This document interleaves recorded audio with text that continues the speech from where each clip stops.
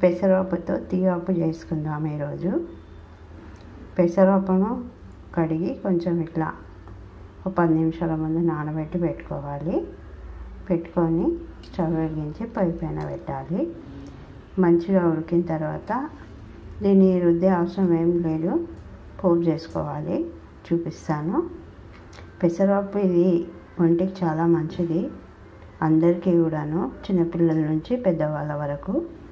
కాబట్టి మనం పెసరపప్పు యూజ్ చేస్తే చాలా బాగుంటుంది. దీంతో తీయపప్పు చేసేది చూపిస్తాను. ఈరోజు మన మధ్యాహ్న భోజనం పెసరపప్పు తీయపప్పు అన్నం. దీన్ని నెయ్యితో పోపు వేసుకుంటే ఇంకా చాలా బాగుంటుంది. దీని పక్కకు మామిడికాయ పచ్చ ఉంటే ఇంకా బాగుంటుంది. చూద్దాం. కొంచెం లైట్గా పసుపు వేసి పొయ్యి పైన పెట్టుకున్నాము. స్టవ్ పైన పెట్టేసాం. ఓ దిక్కు అన్నం అవుతుంది, స్టవ్ పైన ఓ దిక్కు పప్పు పెట్టుకున్నాము. రెండు కూడా మంచిగా ఉడుకుతున్నాయి. పెసరపప్పు చాలా తొందరగా అయిపోతుంది టైం లోపల. మనము రుద్దే అవసరం లేకుండా ఇట్లా మంచిగా అదే మెత్తగా ఉడికిపోయింది. చూస్తున్నారు కదా.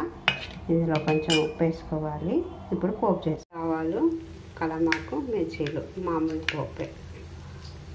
చూస్తున్నారు కదా, మన పెసరపప్పుతో తీయపప్పు రెడీ అయిపోయింది.